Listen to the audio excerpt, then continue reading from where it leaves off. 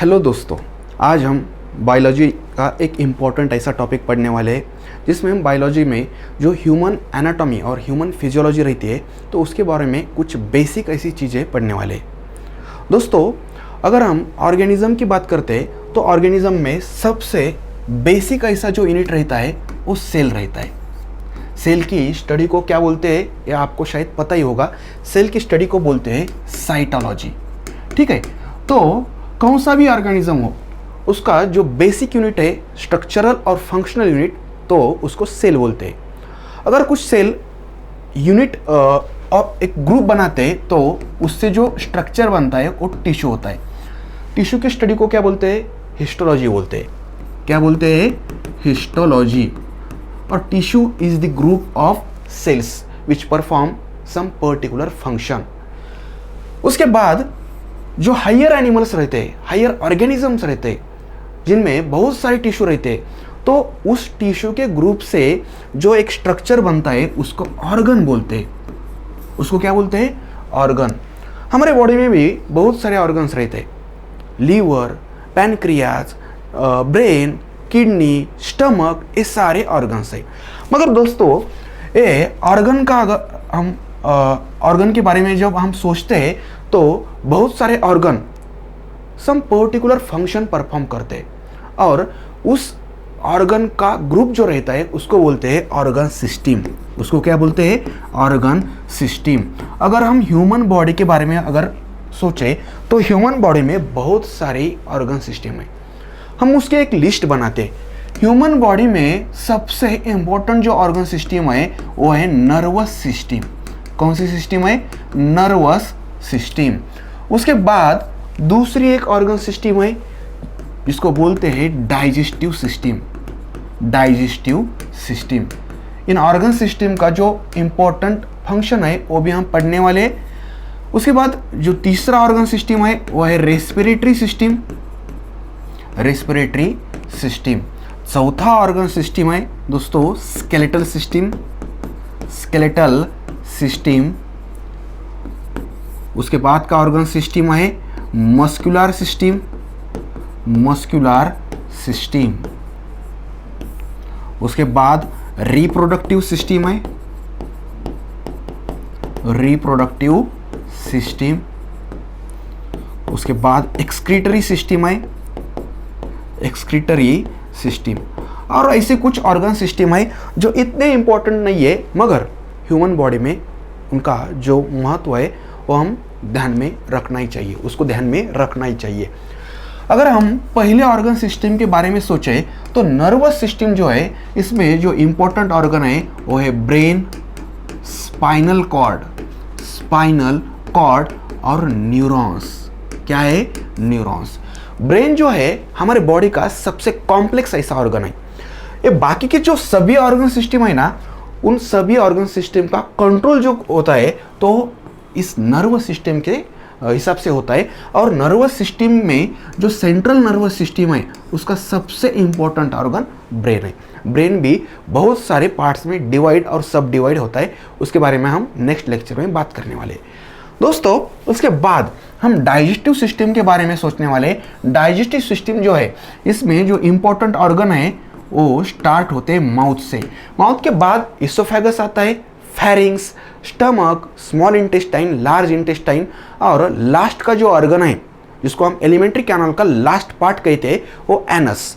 ठीक है, इसके बाद डाइजेस्टिव सिस्टम का जो मेन काम है ना दोस्तों तो वो है डाइजेशन। डाइजेशन बोले तो कॉम्प्लेक्स सब्सटेंसेस को सिंपल सब्सटेंस में कन्वर्ट करना, ये डाइजेशन का मेन काम है दोस्तों। अगर हम ध्यान दें तो हमारा जो फूड है तो उसमें जो जनरल सब्सटेंसेस होते हैं उसमें कार्बोहाइड्रेट, फैट और प्रोटीन्स रहते हैं।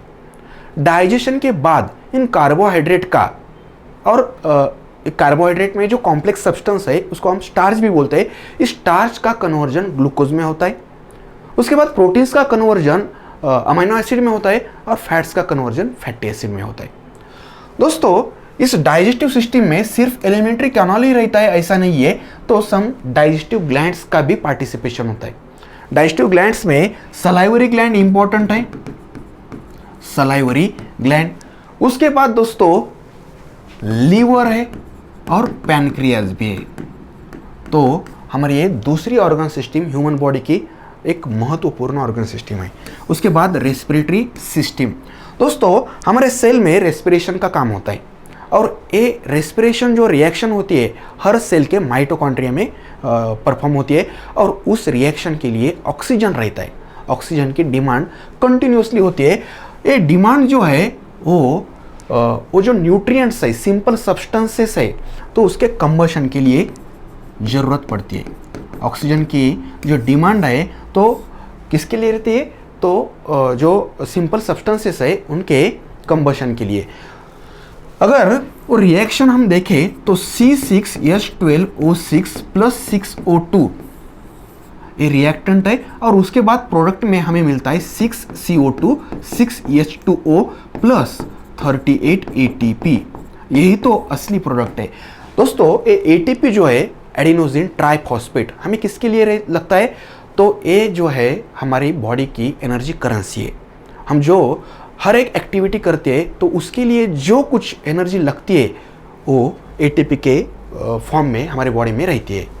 उसके बाद स्केलेटल सिस्टम, हम जो कुछ मूवमेंट करते हैं, जो कुछ हमारे बॉडी का एक पर्टिकुलर फ्रेम है, ढांचा है, तो इसके लिए जो ज़रूरत है तो बोन्स की, और बोन्स जो हिस्सा रहते हैं तो स्केलेटल सिस्टम का हिस्सा रहते हैं। उसके बाद मस्कुलर सिस्टम, मसल्स, ये भी एक इम्पॉर्टेंट कनेक्टिव टिश्यू है। स्केलेटल सिस्टम में जो बोन्स है वो भी एक कनेक्टिव टिश्यू है। उसके बाद रिप्रोडक्टिव सिस्टम। दोस्तों अगर हम सोचें कि ह्यूमन स्पीसीज और कोई भी स्पीसीज हो जो अर्थ पे, इसमें जो कंटिन्यूटी रहती है वो सिर्फ और सिर्फ किस वजह से होती है? वो होती है रिप्रोडक्शन की वजह से। रिप्रोडक्शन में भी दो टाइप का रिप्रोडक्शन होता है, असेक्सुअल रिप्रोडक्शन और सेक्सुअल रिप्रोडक्शन। अगर हम ह्यूमन स्पीसीज के, that is homo sapiens species के बारे में सोचे तो ह्यूमंस में सेक्सुअल रिप्रोडक्शन होता है और इसमें भी एक ऐसी ऑर्गन सिस्टम है जिसमें मेल रिप्रोडक्टिव सिस्टम और फीमेल रिप्रोडक्टिव सिस्टम अलग अलग होती है। ठीक है, तो जो कुछ रिप्रोडक्टिव सिस्टम के ऑर्गन्स है वो भी हम डिटेल में पढ़ने वाले, और लास्ट में हम देखने वाले एक्सक्रीटरी सिस्टम, जिसमें जो कुछ वेस्ट मटेरियल ह्यूमन बॉडी में तैयार होता है तो वो बाद में बॉडी के बाहर डालना बहुत ज़रूरत होता है, क्योंकि जो कुछ वेस्ट मटेरियल पहले तैयार होता है तो वो अमोनिया के फॉर्म में होता है, और अमोनिया एक टॉक्सिक मटेरियल है, बॉडी के लिए वो अच्छा नहीं है।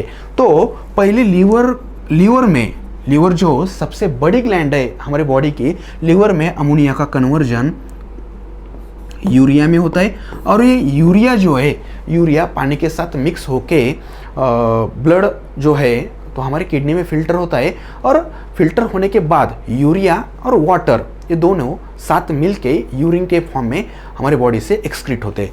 ठीक है, तो दोस्तों ये जो है इम्पोर्टेंट ऑर्गन सिस्टम हमने देखी है, और इन सभी ऑर्गन सिस्टम के कॉम्बिनेशन से एक पूरा ऑर्गेनिज्म बनता है। ठीक है, तो शुरुआत से अगर हम देखें तो सेल सबसे बेसिक यूनिट हमने देखा।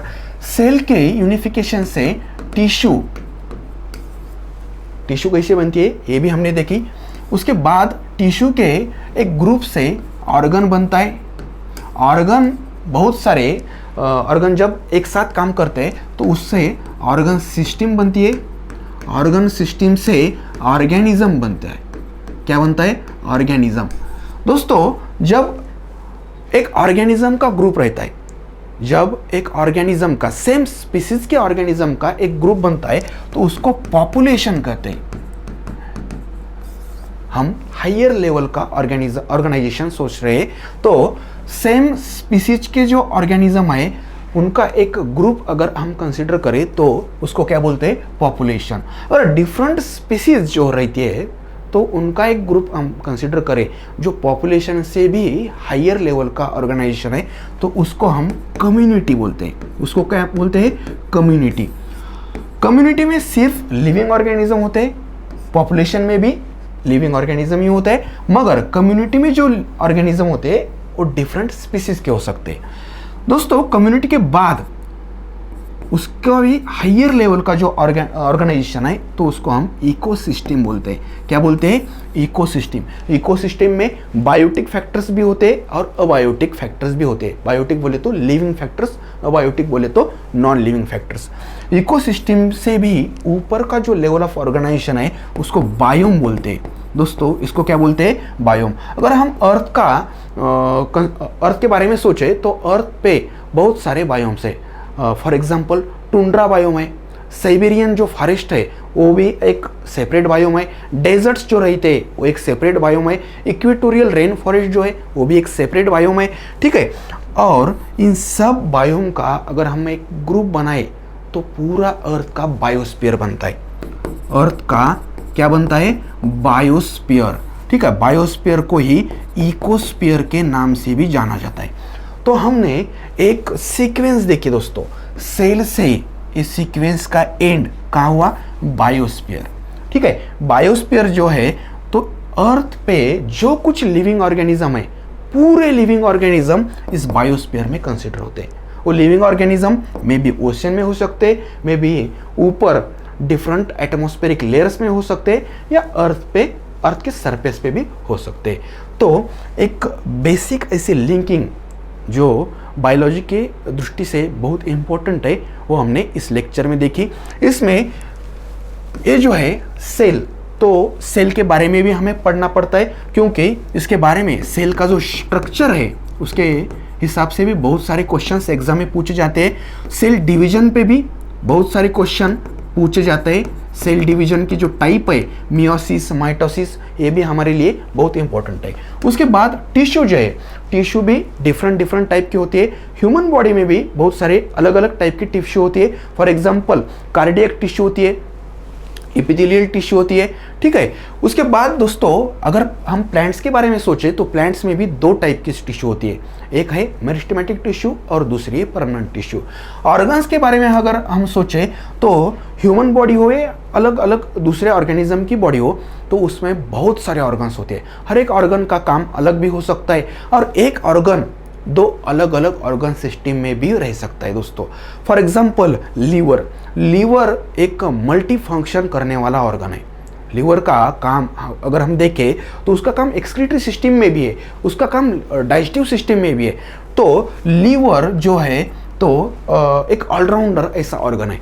उसके बाद ऑर्गन सिस्टम, हर एक ऑर्गेनिज्म में ऑर्गन सिस्टम हो ऐसी कुछ जरूरत नहीं है दोस्तों, क्योंकि ऑर्गन सिस्टम ऐसे ही ऑर्गेनिज्म में होती है जो हायर लेवल के ऑर्गेनिज्म है। हायर लेवल के और लोअर लेवल के ऑर्गेनिज्म, इसका फर्क क्या है दोस्तों? इवोल्यूशन में पहले जो ऑर्गेनिज्म बने वो बहुत ही सिंपल थे, वो यूनिसेलुलर थे। यूनिसेलुलर में भी जो पहले ऑर्गेनिज्म थे तो उनका जो सेल था वो प्रोकैरियोटिक टाइप का था, और उसके बाद में जो ऑर्गेनिज्म बने वो यूकैरियोटिक टाइप के सेल वाले थे। प्रोकैरियोटिक वाले सेल के जो ऑर्गेनिज्म थे वो बहुत ही सिंपल थे। अगर हम मोबाइल का एग्जाम्पल ले तो मोबाइल में जो बटन वाले फ़ोन थे ना तो प्रोकैरियोटिक टाइप के, ठीक है, अगर हम कंपैरिजन करने वाले हैं तो। और जो एडवांस ऑर्गेनिज्म है तो हम एप्पल का फ़ोन का एग्जाम्पल ले सकते हैं। ठीक है, तो उसके बाद बहुत सारे ऑर्गन सिस्टम मिलके ऑर्गेनिज्म बनता है। ऑर्गेनिज्म से पॉपुलेशन से कम्युनिटी, और इसकी जो हायरार्की है वो हम देख सकते हैं। ठीक है, तो दोस्तों बायोलॉजी एक इंटरेस्टिंग ऐसा सब्जेक्ट है। अगर हम इसका एक बेसिक और फंडामेंटल दृष्टि से स्टडी करें तो बहुत ही इंटरेस्टिंग ऐसा सब्जेक्ट है। और इसमें कंसेप्ट जो है और फैक्ट जो है दोनों का एक बैलेंस रखना जरूरी है। फैक्ट्स भी बहुत इंपॉर्टेंट है, क्योंकि अगर हम कौन सा भी एग्ज़ाम ले उसमें बहुत सारे बायोलॉजी के क्वेश्चंस फैक्चुअल रहते हैं।